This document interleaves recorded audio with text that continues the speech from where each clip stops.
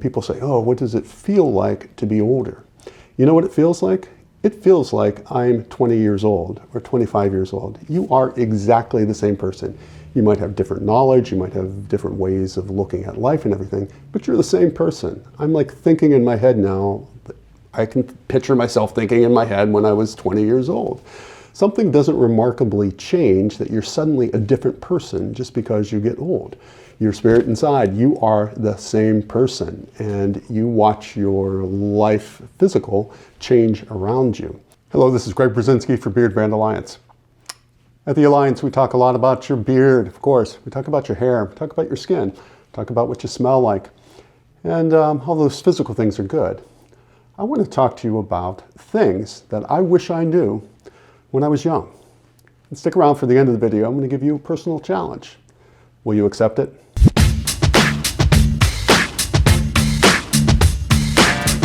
They say that beauty is wasted on the youth, or is it youth is wasted on the young? I don't know if that's totally true. But looking back in your life, when you're a man of a certain age, as I am, you see where you were when you were young and where you are now. And there can often be a stark contrast to where you start to where you finish. And how you take that journey is often the challenge of life. The reason I'm talking about this is not only will I be 60 this year, but recently it was my father's birthday in February, and he passed away about 4 years ago. And he died at the age of 82. And so I was looking online, and before I even looked online, it reminded me of a scripture in the Old Testament. It's Psalm 90:10. I'm going to read this here. The years of your life are 70, and even by some reason of strength, 80. Yet their span is but toil and trouble. They are gone, and we fly away. So the Bible was saying that man was going to live to be about 70 or 80 years old. And I'm like, wow, 70, that's pretty young, and that's not far away. Actually, if you look at government statistics and a lot of statistics, insurance statistics, the average lifespan of someone born today is 76 years. It's falling right in that slot. 76 years is the average lifespan of someone born today. If you live longer, and the longer you live, the more likely you are to live a little longer.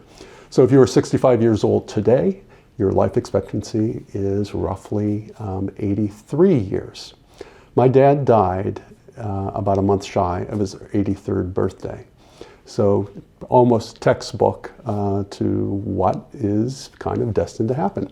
My relatives also, my aunt just passed away, 84. My aunt died last year, 80. All of the Berzinskys seem to die at about 80. I'm not here to talk about death. What I'm here to talk about is life and what you are doing with yours.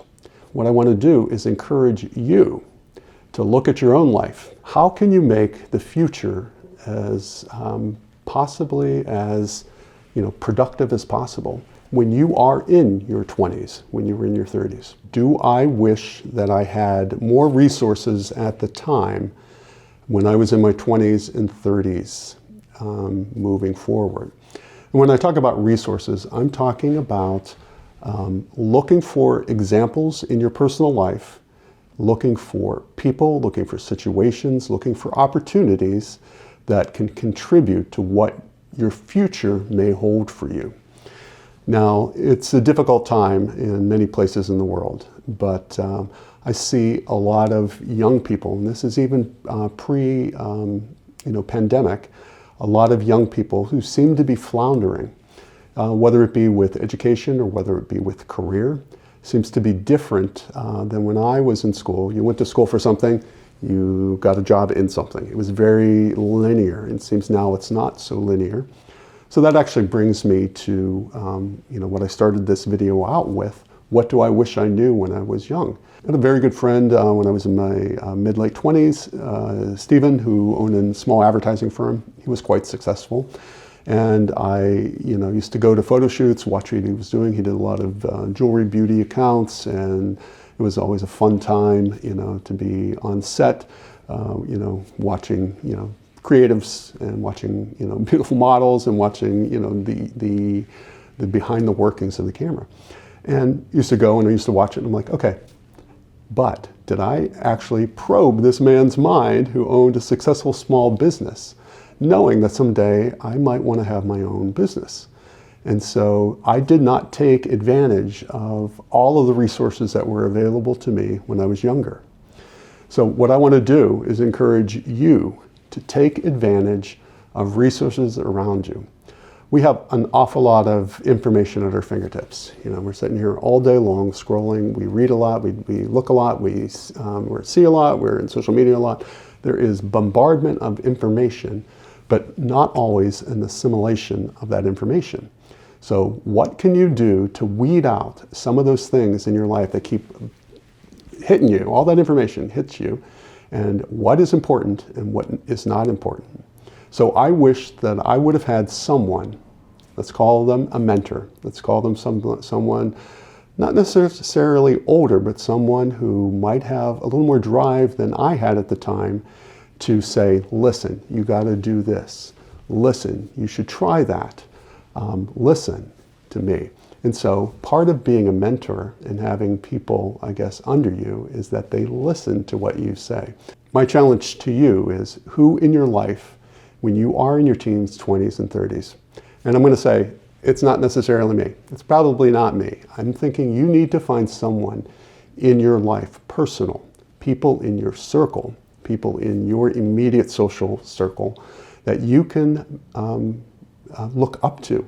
Now, does it have to be an official mentorship kind of program? No. But you can look to someone who is having a certain amount of success.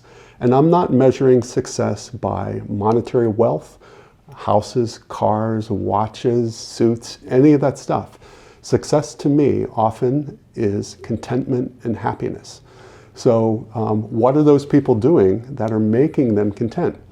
A lot of times people who are successful are actually doing things in their life that make them happy. So are you doing things in your life that ultimately are making you happy? What drudgery it is if you're at a job that you don't like what you're doing and that you're not interested in the products you're producing and that you're not inspired by coworkers and you're not inspired by people higher up in leadership. You know, it's those kind of situations that will prevent you from moving forward, that will keep you stationary.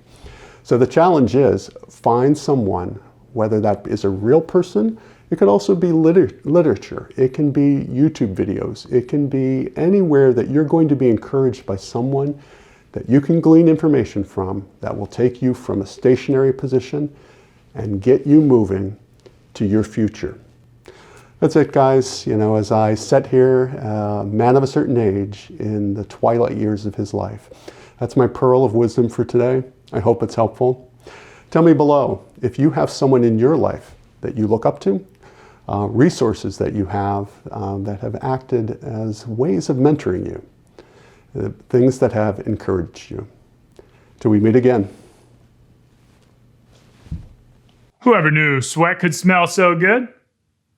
I did, because I've been using Beardbrand's new deodorant. Grab it at beardbrand.com.